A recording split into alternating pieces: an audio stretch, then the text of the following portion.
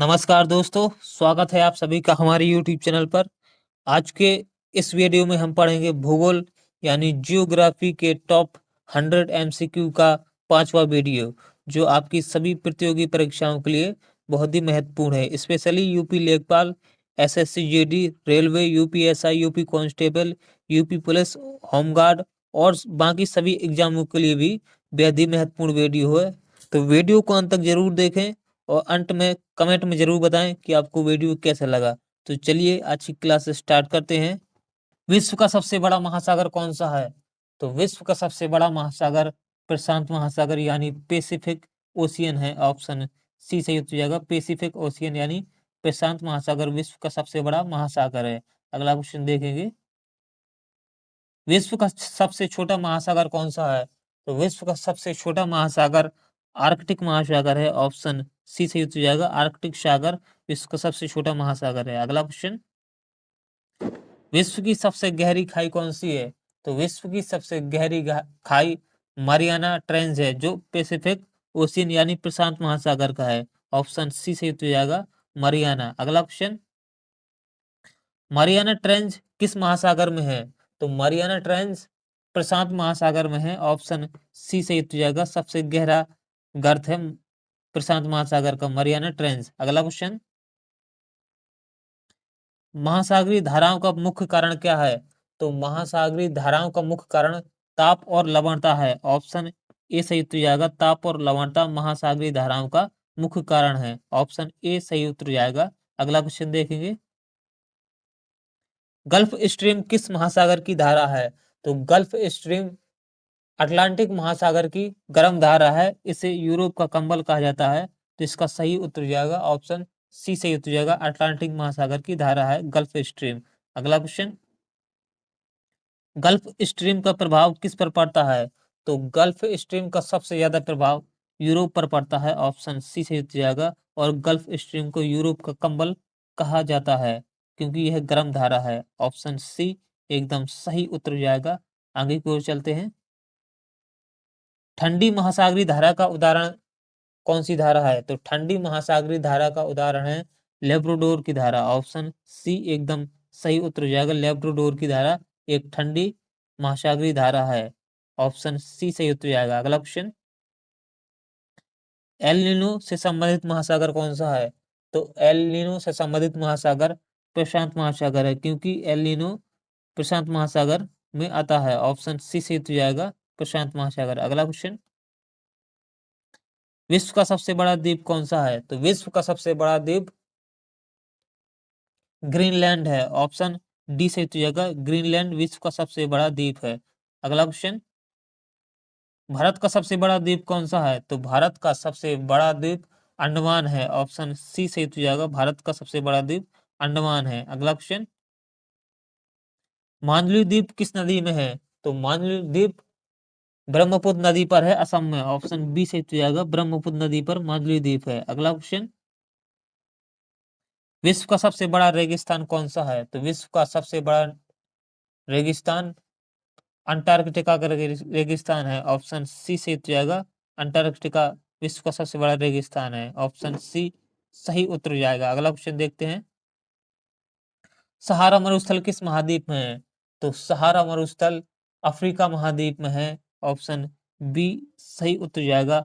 Africa महाद्वीप में सहारा मरुस्थल है। अगला क्वेश्चन, गोबी का मरुस्थल कहाँ पर स्थित है? तो गोबी का मरुस्थल चीन और मंगोलिया की सीमा पर स्थित है।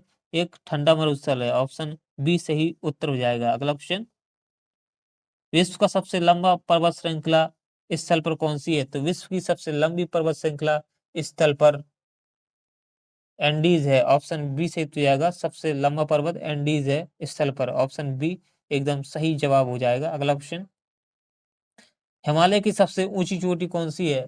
तो हिमालय की सबसे ऊंची चोटी माउंट एवरेस्ट है। ऑप्शन सी से जाएगा, माउंट एवरेस्ट। अगला क्वेश्चन, केटू किस पर्वत श्रृंखला में है? तो केटू काराकोरम पर्वत श्रृंखला में है। ऑप्शन बी से जाएगा। और काराकोरम की सबसे ऊंची चोटी है केटू, गौड़बनाशन केटू। ऑप्शन बी से जाएगा। अगला क्वेश्चन, भारत की सबसे ऊंची चोटी भारत में स्थित कौन सी है? तो भारत की सबसे ऊंची चोटी कंचनजंगा है, ऑप्शन सी सही उत्तर हो जाएगा कंचनजंगा। अगला क्वेश्चन,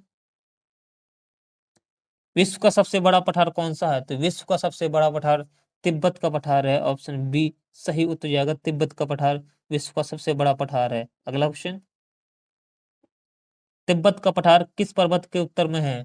तो तिब्बत का पठार हिमालय पर्वत के उत्तर यानी कि नॉर्थ दिशा में है, तो इसका सही उत्तर हो जाएगा ऑप्शन सी, हिमालय पर्वत की नॉर्थ दिशा में है तिब्बत का पठार। अगला क्वेश्चन, विश्व की सबसे लंबी नदी कौन सी है? तो विश्व की सबसे लंबी नदी नील नदी है, ऑप्शन बी सही उत्तर होगा नील नदी विश्व की सबसे लंबी नदी है, और अमेजन नदी विश्व की सबसे बड़ी नदी है, तो इसका सही उत्तर हो जाएगा ऑप्शन बी। अगला क्वेश्चन, अमेजन नदी किस महासागर में गिरती है?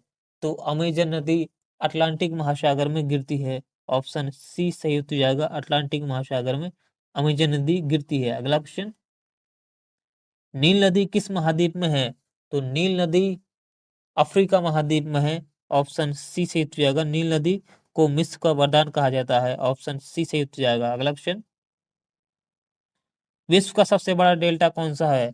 तो विश्व का सबसे बड़ा डेल्टा गंगा ब्रह्मपुत्र नदी का डेल्टा है, जिसे सुंदरबन के डेल्टा के नाम से जानते हैं, ऑप्शन सी सही उत्तर हो जाएगा गंगा ब्रह्मपुत्र डेल्टा, जो पश्चिम बंगाल में है, ऑप्शन सी एकदम सही जवाब हो जाएगा। अगला क्वेश्चन,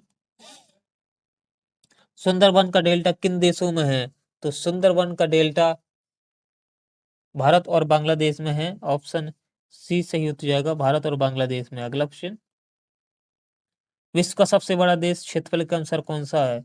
तो विश्व का सबसे बड़ा देश क्षेत्रफल के अनुसार रूस है, ऑप्शन डी सही उत्तर हो जाएगा। अगला क्वेश्चन, जनसंख्या में विश्व का पहला देश कौन सा है? तो जनसंख्या में विश्व का पहला देश भारत है, ऑप्शन बी सही उत्तर हो जाएगा भारत। अगला क्वेश्चन, सबसे कम जनसंख्या वाला महाद्वीप कौन सा है? तो सबसे कम जनसंख्या वाला महाद्वीप अंटार्कटिका महाद्वीप है, ऑप्शन डी सही उत्तर हो जाएगा अंटार्कटिका महाद्वीप। अगला क्वेश्चन, सबसे अधिक जनसंख्या घनत्व वाला महाद्वीप कौन सा है? तो सबसे अधिक जनसंख्या घनत्व वाला महाद्वीप एशिया महाद्वीप है, ऑप्शन बी सही उत्तर हो जाएगा एशिया महाद्वीप। अगला क्वेश्चन, विश्व का सबसे बड़ा देशांतर कौन सा है? तो विश्व का सबसे बड़ा देशांतर 0 डिग्री देशांतर है, ऑप्शन ए सही उत्तर हो जाएगा 0 डिग्री देशांतर विश्व का सबसे बड़ा देशांतर है। अगला क्वेश्चन, ग्रीनविच रेखा किसे दर्शाती है?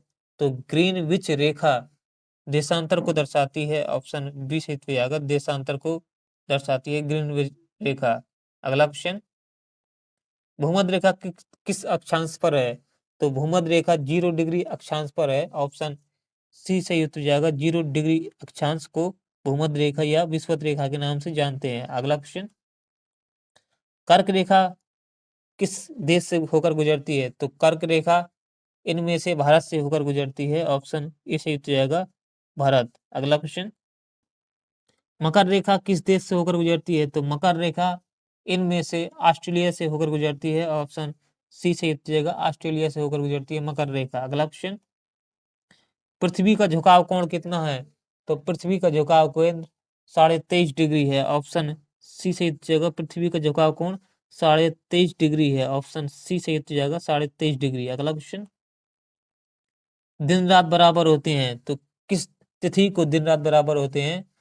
तो 21 मार्च को दिन और रात बराबर होते हैं, ऑप्शन सी सही उत्तर हो जाएगा 21 मार्च को पृथ्वी पर दिन और रात बराबर होते हैं, ऑप्शन सी सही उत्तर हो जाएगा। अगला क्वेश्चन, ग्रीष्म आयनंत कब होता है? तो ग्रीष्म आयनंत 21 जून को होता है, ऑप्शन ए सही उत्तर हो जाएगा 21 जून को ग्रीष्म आयनंत होता है, यानी कि ऑप्शन ए सही उत्तर हो जाएगा। अगला क्वेश्चन, शीत आयनंत कब होता है? तो शीत आयनंत 22 दिसंबर को होता है, ऑप्शन बी सही उत्तर हो जाएगा शरद विषुव, यानी कि शरद विषुव 22 दिसंबर को होता है शरद विषुव। अगला क्वेश्चन, पृथ्वी पर ऋतुओं का क्या कारण है? तो पृथ्वी पर ऋतुओं का कारण है परिक्रमण, यानी कि वार्षिक गति, घूर्णन गति, एक दिन की गति और अक्ष पर झुकाव, यानी कि ऑप्शन डी सही उत्तर होगा ये सभी पृथ्वी पर ऋतु के कारण है, तो इसका सही उत्तर जाएगा ऑप्शन डी। अगला क्वेश्चन देखेंगे, समय निर्धारण किस पर आधारित है? तो समय निर्धारण देशांतर पर आधारित है, ऑप्शन बी सही उत्तर जाएगा देशांतर। अगला क्वेश्चन, आईएसटी यानी कि इंडियन स्टैंडर्ड टाइम किस देशांतर पर आधारित है? तो Indian standard time 82.5 degree east दिशांतर पर आधारित है, यानी कि 82.5 डिग्री पूर्वी दिशांतर पर आधारित है भारत का समय। अगला क्वेश्चन, भारत का मानक समय केंद्र कहाँ है? तो भारत का मानक समय केंद्र मिर्जापुर में है, ऑप्शन सी सही हो जाएगा मिर्जापुर। अगला क्वेश्चन, विश्व समय यानी कि जीएमटी किस स्थान से लिया गया है? तो जीएमटी लंदन के ग्रीनविच से लिया गया है, ऑप्शन ए सही हो जाएगा लंदन के ग्रीनविच से। अगला क्वेश्चन, समय में एक दिशांतर का अंतर कितना है? तो समय में एक दिशांतर का अंतर है 4 मिनट, यानी कि 1 डिग्री देशांतर 4 मिनट के बराबर होता है, ऑप्शन सी एकदम सही जवाब हो जाएगा। अगला क्वेश्चन, अंतरराष्ट्रीय तिथि रेखा लगभग किसके बराबर है? तो अंतरराष्ट्रीय तिथि रेखा लगभग 180 डिग्री के बराबर है, ऑप्शन सी सही उत्तर जाएगा 180 डिग्री के बराबर। अगला क्वेश्चन, मानचित्रों का अध्ययन क्या कहलाता है? तो मानचित्रों का अध्ययन कार्टोग्राफी कहलाता है, ऑप्शन ए एकदम सही और सटीक जवाब हो जाएगा, कार्टोग्राफी मानचित्रों का अध्ययन कहलाता है। अगला क्वेश्चन, बड़े पैमाने का मानचित्र क्या दिखाता है? तो बड़े पैमाने का मानचित्र अधिक विवरण को दिखाता है, ऑप्शन बी सही उत्तर जाएगा अधिक विवरण को। अगला क्वेश्चन, स्थलाकृतिक मानचित्र क्या दिखाता है? तो स्थलाकृतिक मानचित्र ऊंचाई और ढाल को दिखाता है, ऑप्शन बी एकदम सही उत्तर जाएगा ऊंचाई और ढाल को स्थलाकृतिक मानचित्र दिखाता है। अगला क्वेश्चन, समोच्च रेखाएं क्या दर्शाती हैं? तो समोच्च रेखाएं ऊंचाई को दर्शाती हैं, ऑप्शन सी सही उत्तर जाएगा ऊंचाई को दर्शाती हैं। अगर हमारा वीडियो पसंद आ रहा हो तो वीडियो को लाइक करें और दोस्तों में शेयर करें और चैनल को सब्सक्राइब जरूर करें। अगला क्वेश्चन देखेंगे, समान ऊंचाई वाले बिंदु को कौन जोड़ती है? तो समान ऊंचाई वाले बिंदुओं को समोच्च रेखाएं जोड़ती हैं, ऑप्शन सी सही उत्तर जाएगा समोच्च रेखाएं समान ऊंचाई वाले बिंदुओं को जोड़ती हैं, तो इसका सही उत्तर जाएगा ऑप्शन सी। अगला क्वेश्चन, समान ताप रेखा कहलाती है?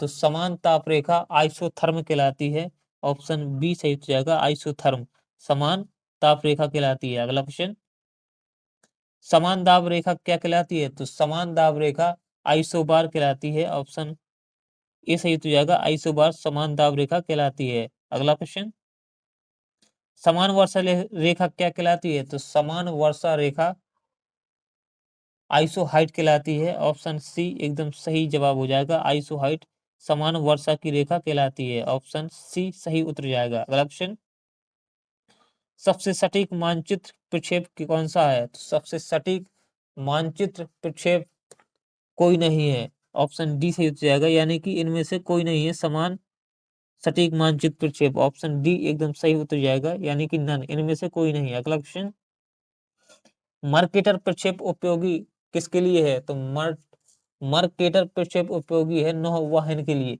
ऑप्शन बी सही उत्तर जाएगा नौवहन के लिए मर्केटर प्रक्षेप उपयोगी है, ऑप्शन बी एकदम सही जवाब हो जाएगा। अगला क्वेश्चन, जीपीएस किस पर आधारित है? तो जीपीएस सिस्टम उपग्रह पर आधारित है, ऑप्शन ए सही उत्तर जाएगा उपग्रह पर आधारित। अगला क्वेश्चन, जीआईएस का पूर्ण रूप क्या है? तो जीआईएस का पूर्ण रूप है geographic information system, option B एकदम सही उत्तर हो जाएगा जियोग्राफिक इंफॉर्मेशन सिस्टम जीआईएस का पूर्ण फुल फॉर्म है। अगला क्वेश्चन, रिमोट सेंसिंग में किसका प्रयोग होता है? तो रिमोट सेंसिंग में उपग्रह चित्रों का प्रयोग होता है, ऑप्शन ए सही उत्तर जाएगा उपग्रह चित्रों का रिमोट सेंसिंग में प्रयोग होता है। अगला क्वेश्चन, प्राकृतिक आपदा इनमें से कौन सी नहीं है? तो प्राकृतिक आपदा इनमें से युद्ध नहीं है, बाकी भूकंप बाढ़ और चक्रवात है, तो इसका सही उत्तर जाएगा प्राकृतिक आपदा युद्ध नहीं है, ऑप्शन सी सही उत्तर जाएगा युद्ध। अगला क्वेश्चन, सुनामी उत्पन्न होती है? तो सुनामी किससे उत्पन्न होती है?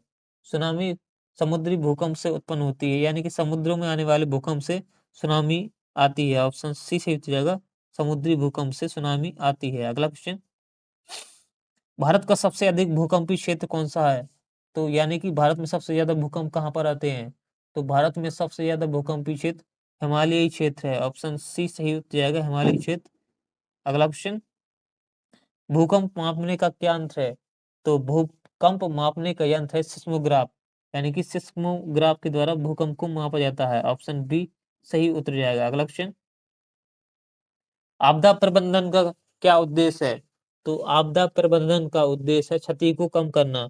ऑप्शन बी सही उत्तर जाएगा, क्षति कम करना आपदा प्रबंधन का उद्देश्य है। अगला क्वेश्चन, पर्यावरण का मुख्य घटक क्या है? तो पर्यावरण का मुख्य घटक जीव, अजीव और मानव ये सभी हैं। ऑप्शन डी एकदम सही उत्तर जाएगा। अगला क्वेश्चन, ग्रीन हाउस गैस इनमें से कौन सी नहीं है? तो ग्रीन हाउस गैस इनमें से N2 नहीं, यानी कि नाइट्रोजन नहीं है। बाकी कार्बन डाइऑक्साइड, मीथेन और CFC क्लोरोफ्लोरोकार्बन ये तीनों हैं। नाइट्रोजन नहीं है ग्रीन हाउस गैस। अगला क्वेश्चन, ग्लोबल वार्मिंग का प्रमुख कारण क्या है? तो ग्लोबल वार्मिंग का प्रमुख कारण है ग्रीन हाउस गैस है। ऑप्शन बी सही हो जाएगा, green house gas global warming का प्रमुख कारण है। अगला क्वेश्चन, ओजोन परत की क्षय का क्या कारण है? तो ओजोन परत की क्षय का कारण है क्लोरोफ्लोरोकार्बन। ऑप्शन सी से जाएगा, जो रेफ्रिजरेटर यानी कि प्रशीतकों से निकलती है क्लोरोफ्लोरोकार्बन। अगला क्वेश्चन, ओजोन परत कहाँ पर स्थित है? तो ओजोन परत समताप मंडल में स्थित है। ऑप्शन बी सही उत्तर जाएगा, समताप मंडल। अगला क्वेश्चन, जैव विविधता सर्वाधिक कहाँ पर पाई जाती है? तो जैव विविधता सर्वाधिक उष्णकटिबंधीय क्षेत्रों में पाई जाती है। ऑप्शन सी सही उत्तर जाएगा, उष्णकटिबंधीय क्षेत्रों में, यानी कि विश्व की वनों में सबसे ज्यादा जैव विविधता पाई जाती है। ऑप्शन सी एकदम सही उत्तर जाएगा। अगला क्वेश्चन, जैव विविधता दिवस कब मनाया जाता है? तो जैव विविधता दिवस 22 मई को मनाया जाता है। ऑप्शन बी सही उत्तर जाएगा, 22 मई को जैव विविधता दिवस मनाया जाता है। अगला क्वेश्चन, विश्व पर्यावरण दिवस कब मनाया जाता है? तो विश्व पर्यावरण दिवस हर साल 5 जून को मनाया जाता है। ऑप्शन बी एकदम सही उत्तर जाएगा। अगला क्वेश्चन, पृथ्वी दिवस कब मनाया जाता है? तो पृथ्वी दिवस 22 अप्रैल को मनाया जाता है। ऑप्शन बी सही, ए सही उत्तर जाएगा, 22 अप्रैल को पृथ्वी दिवस मनाया जाता है। अगला क्वेश्चन, जल संरक्षण का मुख्य उपाय क्या है? तो जल के संरक्षण का मुख्य उपाय है वर्षा के जल को संचय करना। ऑप्शन बी एकदम सही उत्तर हो जाएगा, वर्षा जल को संचय करना जल संरक्षण का मुख्य उपाय है। अगला क्वेश्चन, मिट्टी अपरदन का मुख्य कारण क्या है? तो मिट्टी यानी मृदा के अपरदन का मुख्य कारण है वनों की कटाई। वनों की कटाई से मृदा का अपरदन रुक नहीं पाता। ऑप्शन सी सही हो जाएगा, वनों की कटाई मृदा अपरदन का मुख्य कारण है। अगला क्वेश्चन, भारत में सबसे अधिक उपजाऊ मिट्टी कौन सी है? तो भारत में सबसे अधिक उपजाऊ मिट्टी जलोढ़ मिट्टी है। ऑप्शन सी सही हो जाएगा, जलोढ़। अगला क्वेश्चन, काली मिट्टी किसके लिए उपयुक्त है? तो काली मिट्टी सबसे ज्यादा कपास के लिए उपयुक्त है, और काली मिट्टी का ही दूसरा नाम कपासी मृदा के नाम से जानते हैं काली मिट्टी को, क्योंकि यह स्वतः जुताई वाली मिट्टी है। ऑप्शन सी सही उत्तर जाएगा। अगला क्वेश्चन, लाल मिट्टी में किसकी कमी होती है? तो लाल मिट्टी में नाइट्रोजन की कमी होती है। ऑप्शन बी सही उत्तर जाएगा, नाइट्रोजन की कमी लाल मिट्टी में होती है। अगला क्वेश्चन, लैटेराइट मिट्टी कहाँ पाई जाती है? तो लैटेराइट मिट्टी अधिक वर्षा वाले क्षेत्रों में पाई जाती है। ऑप्शन सी सही हो जाएगा, अधिक वर्षा वाले क्षेत्रों में लैटेराइट मिट्टी पाई जाती है। अगला क्वेश्चन, भारत में कृषि का आधार क्या है? तो भारत में कृषि का आधार मानसून पर आधारित है। ऑप्शन बी सही हो जाएगा, मानसून। अगला क्वेश्चन, रबी की फसल किस माह में बोई जाती है? तो रबी की फसल अक्टूबर से नवंबर के बीच बोई जाती है। ऑप्शन सी सही हो जाएगा, अक्टूबर से नवंबर में रबी की फसल बोई जाती है, गेहूं, चना, मटर। अगला क्वेश्चन, खरीफ की फसल किस माह में बोई जाती है? तो खरीफ की फसलें जून और जुलाई में बोई जाती हैं।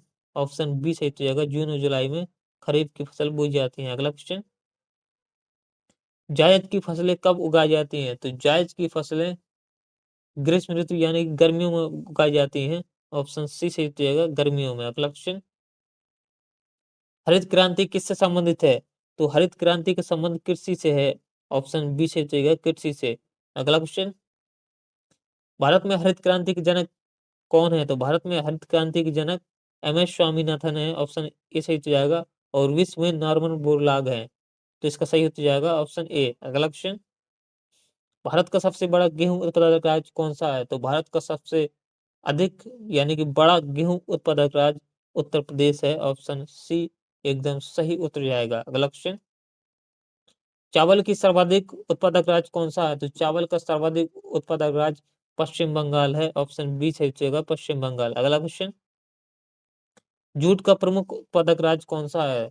तो जूट का प्रमुख उत्पादक राज्य पश्चिम बंगाल है, यानी कि जूट का उत्पादन सबसे ज्यादा पश्चिम बंगाल में होता है। अगला क्वेश्चन, चाय का सबसे बड़ा उत्पादक राज्य कौन सा है? तो चाय सबसे ज्यादा असम में उगाई जाती है। ऑप्शन सी सही उत्तर हो जाएगा असम। अगला क्वेश्चन, कॉफी उत्पादन में अग्रणी राज्य कौन सा है? तो कॉफी को उत्पादन में सबसे ज्यादा अग्रणी राज्य कर्नाटक है, यानी कर्नाटक में सबसे ज्यादा कॉफी उगाई जाती है। अगला क्वेश्चन, भारत का सबसे बड़ा उद्योग कौन सा है? तो भारत का सबसे बड़ा उद्योग सूती वस्त्र उद्योग है। ऑप्शन बी सही उत्तर हो जाएगा सूती वस्त्र उद्योग। अगला क्वेश्चन, लौह इस्पात उद्योग का आधार क्या है? तो लौह इस्पात उद्योग का आधार है जल, कोयला और लौह अयस्क, यानी कि इसका सही उत्तर हो जाएगा ऑप्शन डी। अगला क्वेश्चन, जमशेदपुर किसके लिए प्रसिद्ध है? तो जमशेदपुर इस्पात संयंत्र केंद्र के लिए प्रसिद्ध है। ऑप्शन बी सही उत्तर जाएगा इस्पात के लिए प्रसिद्ध जमशेदपुर। ऑप्शन बी एकदम सही उत्तर जाएगा इस्पात। अगला क्वेश्चन, भारत का सबसे बड़ा बंदरगाह कौन सा है? तो भारत का सबसे बड़ा बंदरगाह मुंबई बंदरगाह है। ऑप्शन सी एकदम सही उत्तर जाएगा। अगला क्वेश्चन, भारत का पहला औद्योगिक नगर कौन सा है? तो भारत का पहला औद्योगिक नगर जमशेदपुर झारखंड है। ऑप्शन बी वो डी सही उत्तर जाएगा जमशेदपुर। अगला क्वेश्चन, परिवहन का सबसे सस्ता साधन कौन सा है? तो परिवहन का सबसे सस्ता साधन जल है। ऑप्शन डी सही उत्तर जाएगा जल परिवहन का सबसे सस्ता साधन है। ऑप्शन डी सही उत्तर आएगा। अगला क्वेश्चन, राष्ट्रीय राजमार्गों का विकास कौन करता है? तो राष्ट्रीय राजमार्गों का विकास NHI यानी कि national highway authority of India. Option B सही उत्तर जाएगा NHAI। अगला क्वेश्चन, भारत का सबसे व्यस्त हवाई अड्डा कौन सा है? तो भारत का सबसे व्यस्त हवाई अड्डा दिल्ली है, Indira Gandhi airport. Option B सही उत्तर होगा इंदिरा गांधी इंटरनेशनल एयरपोर्ट दिल्ली में है। ऑप्शन बी एकदम सही उत्तर जाएगा। अगला क्वेश्चन, जनगणना भारत में कितने वर्षों के बाद होती है? तो जनगणना भारत में हर 10 वर्ष के बाद होती है। ऑप्शन सी सही उत्तर जाएगा। अगला क्वेश्चन, भूगोल का अंतिम लक्ष्य क्या है? तो भूगोल का अंतिम लक्ष्य है मानव और पृथ्वी के संतुलन को बनाए रखना। ऑप्शन सी सही उत्तर जाएगा मानव और पृथ्वी के संतुलन को बनाए रखना भूगोल का अंतिम लक्ष्य है। तो आज के सभी प्रश्न समाप्त हुए। अगर हमारा वीडियो पसंद आया हो तो वीडियो को लाइक करें और चैनल को सब्सक्राइब करें। मिलते हैं अगले वीडियो में। धन्यवाद।